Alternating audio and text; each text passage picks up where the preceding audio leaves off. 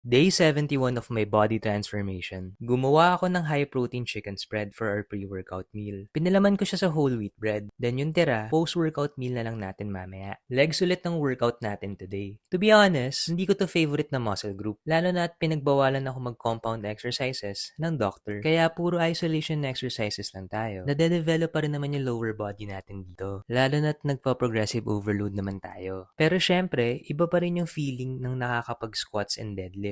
Hopefully one day, magawa ko ulit yun. Pero for now, stick muna tayo kung ano yung pwede. After mag-gym, kinain ko ulit yung tira nating high-protein chicken spread. Ginawa ko siyang toppings sa feta. Sobrang bagay kasi talaga. Nung naubos na yung feta, pinapako na lang yung tirang spread. Favorite ko na talaga to. Nairaos na naman natin ang isang cycle ng push-pull legs routine natin. Madami mang bawal na exercises sa atin. Pero mas marami pa din yung pwede natin gawin to keep ourselves active and to improve our body. One step closer na naman tayo sa goal natin. Yan na muna ngayon. Bukas ulit.